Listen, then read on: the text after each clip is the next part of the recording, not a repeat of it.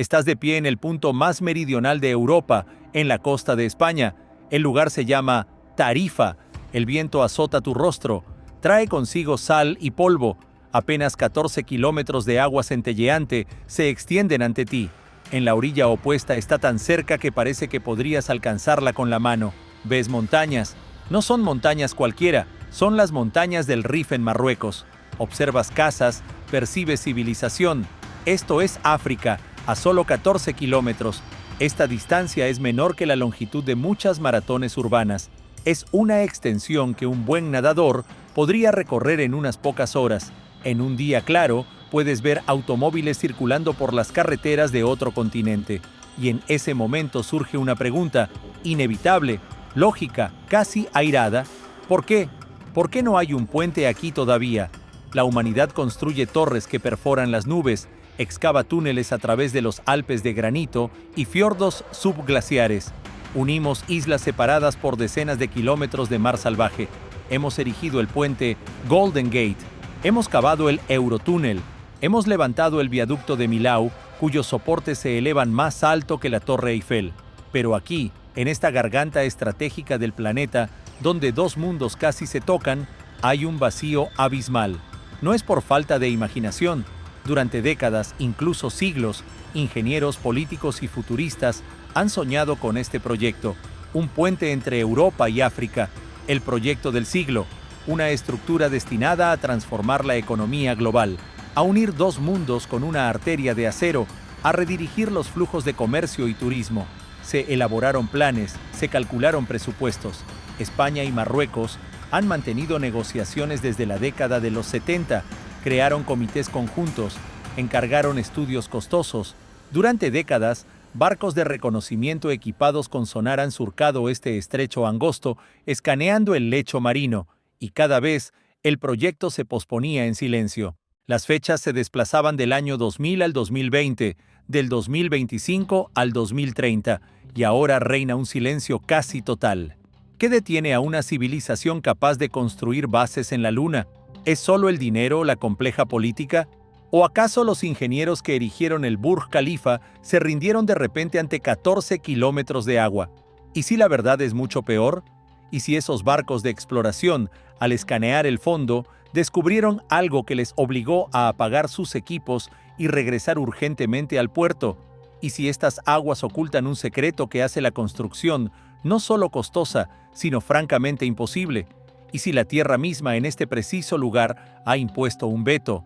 Hoy llevamos a cabo una investigación. Nos sumergimos en informes de ingeniería clasificados y mapas geológicos. Buscamos la respuesta a por qué probablemente nunca habrá un puente entre Europa y África. La investigación no comienza con la geología, sino con un sueño. Los antiguos romanos miraban este estrecho con reverencia sagrada. Lo llamaban las columnas de Hércules. A un lado está la roca de Gibraltar en Europa, al otro el monte Jebel Musa en África. Según sus mitos, Hércules separó las montañas para conectar el mar Mediterráneo con el Atlántico y colocó allí dos pilares como advertencia: non plus ultra, no hay más allá.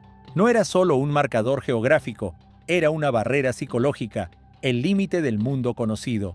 Pero para un ingeniero moderno, el límite es un desafío. La idea de un puente sobre Gibraltar no es nueva. Se discutió ya en el siglo XIX, pero se tomó en serio en 1979. En plena Guerra Fría, cuando el mundo estaba dividido por ideologías, el rey Juan Carlos I de España y el rey Hasán II de Marruecos firmaron un acuerdo histórico. Decidieron hacer realidad su sueño. Se crearon dos comités conjuntos que aún existen hoy: CEGECA en España y SNED en Marruecos. Su único objetivo era estudiar e implementar el proyecto. Ingenieros de todo el mundo presentaron sus bocetos. Era como un concurso de ciencia ficción. Había planes para un puente colgante con soportes de una altura nunca vista en el mundo. El vano principal debía superar los 3 kilómetros de longitud, el doble que cualquier puente existente. Había proyectos para un puente híbrido, parte sobre soportes, parte suspendido. Había ideas para un túnel flotante, anclado al lecho marino. Los beneficios económicos parecían ilimitados: conexiones directas por carretera y ferrocarril, un tren de alta velocidad de Madrid a Marrakech. Las mercancías de África podrían llegar a Europa en horas en lugar de días. Sería un nuevo camino de la seda. Conectar las redes eléctricas africanas, especialmente la energía solar del Sáhara, con las europeas, el turismo explotaría. No sería solo un puente, sería el símbolo más reconocible del siglo XXI.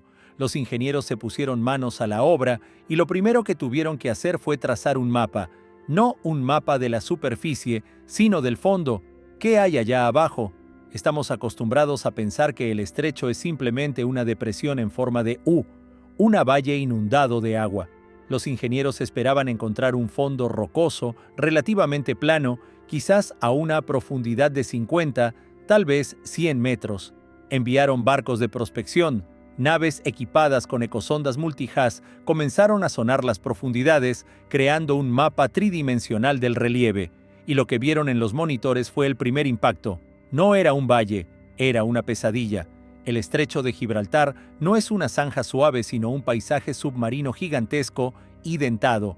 Está surcado por cañones enormes, gargantas y acantilados escarpados. Pero eso no era el problema. El problema estaba en la profundidad. En su punto más angosto, de 14 kilómetros, el fondo cae a una profundidad de 900 metros, casi 1 kilómetro. Saquemos este número de nuestra mente. 900 metros no es solo profundo, es una imposibilidad ingenieril.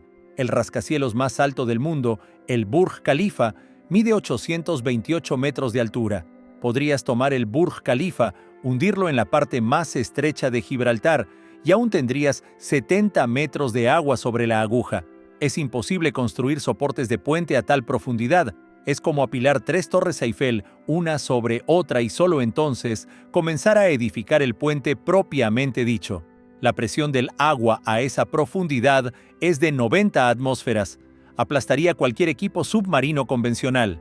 El proyecto de puente colgante sobre los 14 kilómetros murió ese mismo día. Pero los ingenieros no se rindieron. Encontraron un lugar mejor, un poco más al oeste. El estrecho se ensancha a 25 kilómetros, pero hay un punto que parecía prometedor. Es el llamado umbral de Camarinal.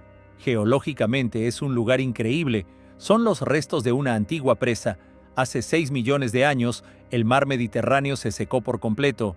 Era un cañón de sal gigante, 3 kilómetros por debajo del nivel del mar. Y luego, hace 5.3 millones de años, el Atlántico rompió esa presa. Fue la mayor inundación en la historia de la Tierra.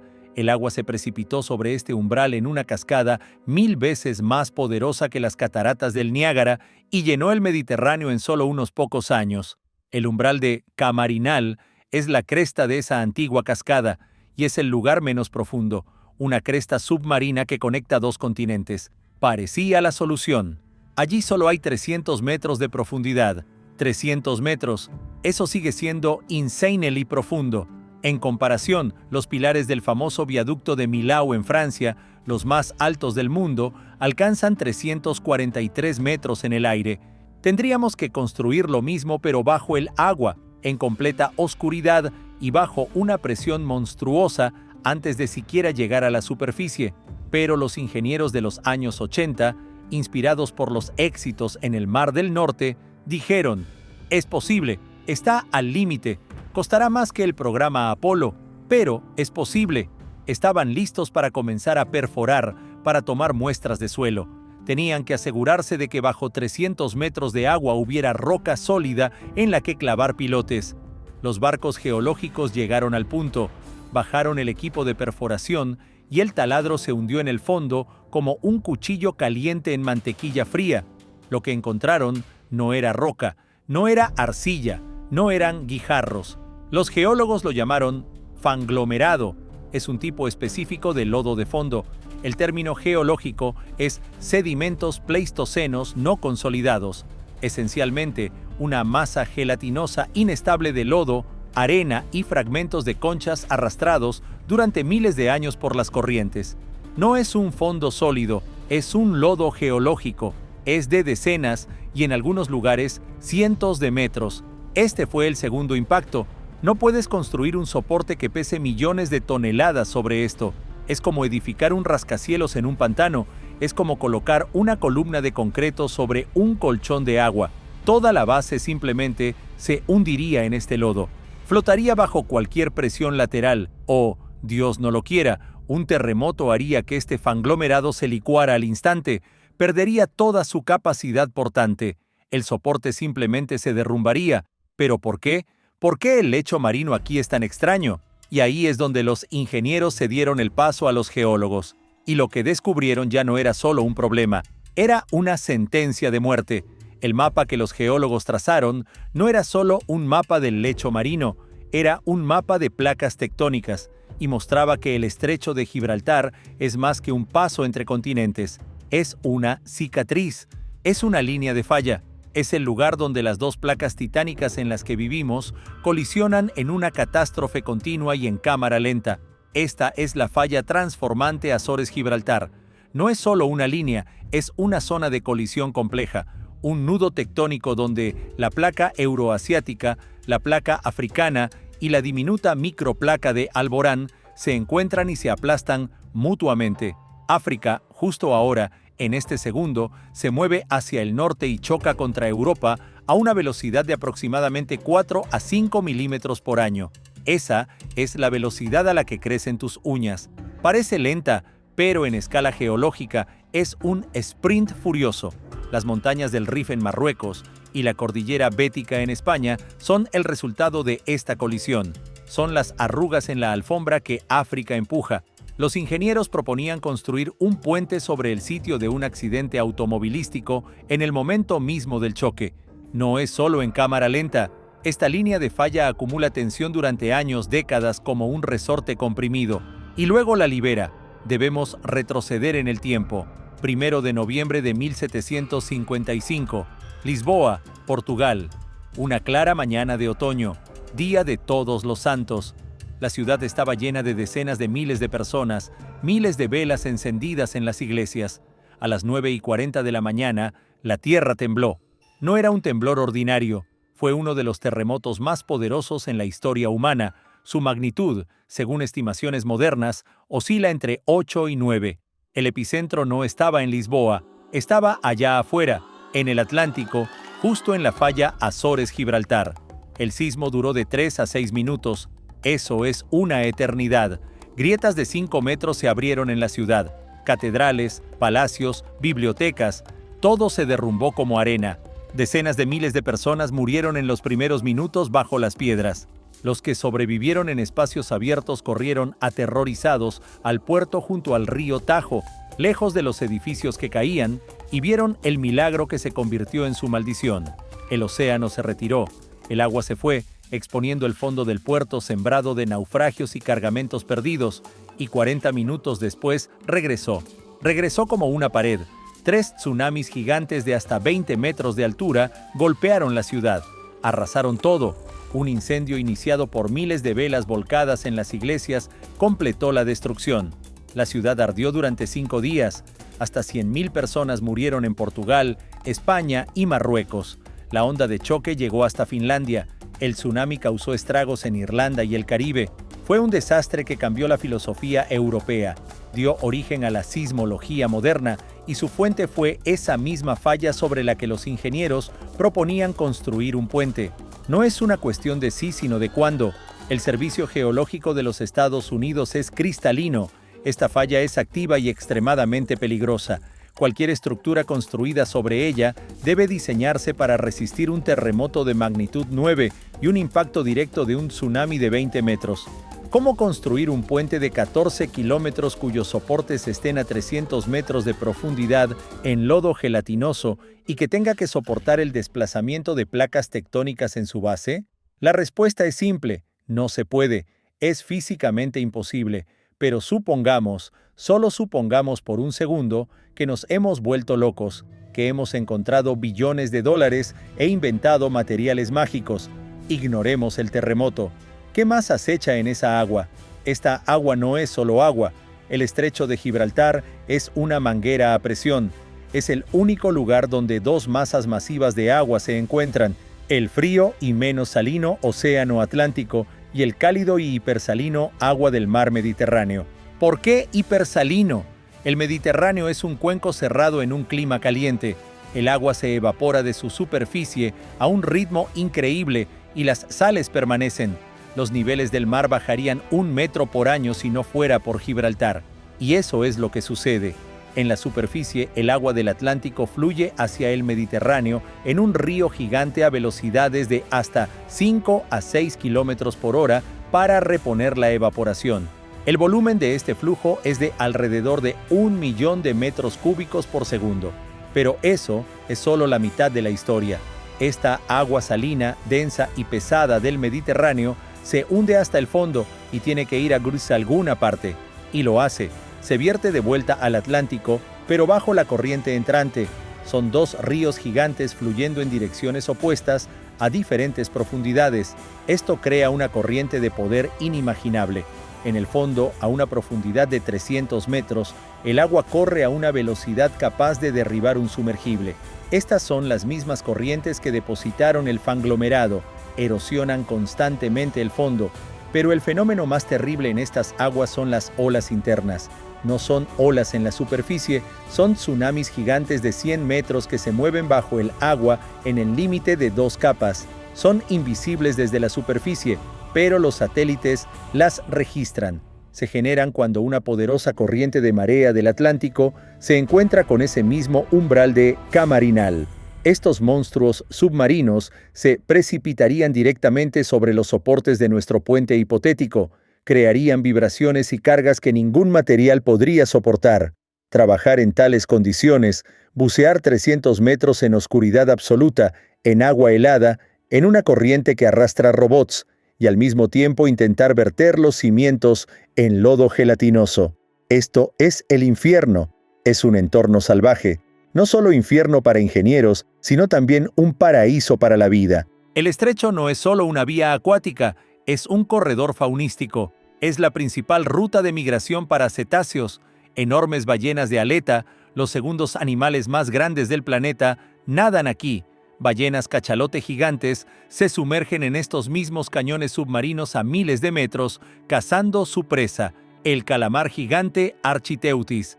La presencia de estos predadores de aguas profundas sugiere que los cañones de Gibraltar son un territorio salvaje e inexplorado. Manadas de orcas viven aquí. No son orcas cualquiera, son una subpoblación ibérica única e aislada, y en años recientes se han hecho mundialmente famosas por su comportamiento extraño, aterrador y completamente nuevo. Atacan deliberadamente yates a vela, embisten los timones, los rompen y a veces hunden las embarcaciones. Los científicos no pueden explicar completamente este comportamiento, si es juego, venganza o entrenamiento de los jóvenes. Pero es un claro ejemplo de que Gibraltar es un lugar salvaje donde el hombre no dicta las reglas. La verdad es que ninguna ballena o orca representa una amenaza para la estructura de soporte del puente, pero su presencia subraya cuán complejo e indómito es este ecosistema. ¿Había otra forma? Oh, sí, y era mucho más loca. En los años 20, el arquitecto alemán Hermann Zorgel propuso el proyecto Atlantropa. Su idea no era cruzar el estrecho, sino cerrarlo. Zorgel propuso construir una gigantesca presa hidroeléctrica a través del estrecho de Gibraltar. Esto, en primer lugar, daría a Europa una cantidad casi ilimitada de energía barata y, en segundo lugar, y este era el objetivo principal, drenaría el mar Mediterráneo. Según sus cálculos, el nivel del agua bajaría 1 metro por año. En 100 años bajaría 100 metros y en 200 metros. Esto expondría 660.000 hectáreas de nuevo lecho marino fértil, un área mayor que Francia. Planeaba conectar Italia y África con nueva tierra seca. Soñaba con Euroáfrica, un nuevo supercontinente. El proyecto fue increíblemente popular en los años 20 y 30. Se elaboró hasta el último detalle, pero afortunadamente nunca se realizó. Las consecuencias habrían sido catastróficas. El cambio en el peso del agua sobre el lecho marino habría causado terremotos impredecibles.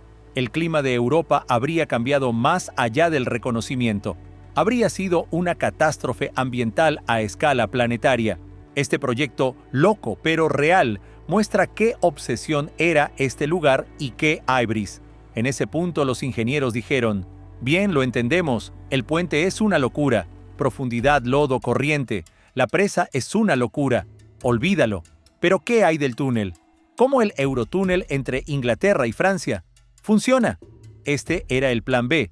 El Eurotúnel fue posible por una razón. La geología fue un regalo.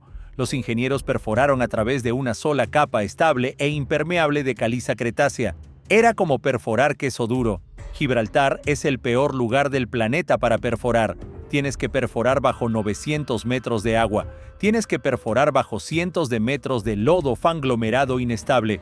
Y lo más importante, debes perforar a través de la falla Azores-Gibraltar.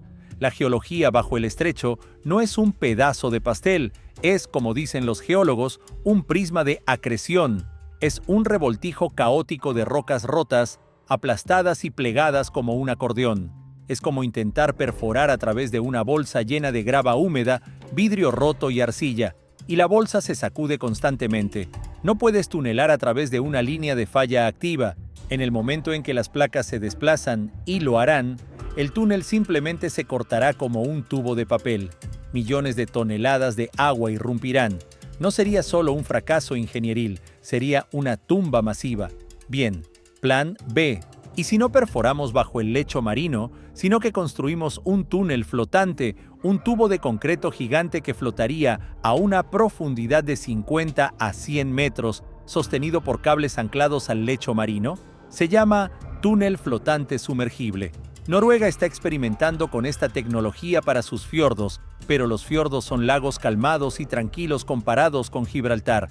¿A qué anclarías esos cables? ¿A ese mismo fondo gelatinoso? ¿Y qué harían esas mismas olas internas de 100 metros con el túnel? Lo girarían como una salchicha en una cuerda. Y finalmente, la navegación. El estrecho de Gibraltar es la ruta marítima más transitada del mundo. Más de 100.000 buques por año, 300 tanqueros y portacontenedores gigantes cada día. ¿Qué pasa cuando uno de ellos pierde el control y su ancla, liberada de su cadena, choca contra el tubo? Catástrofe. Así hemos llegado al final. Por eso no habrá puente. No es una sola razón. Es una tormenta perfecta de pesadillas ingenieriles. Es una conspiración de la naturaleza.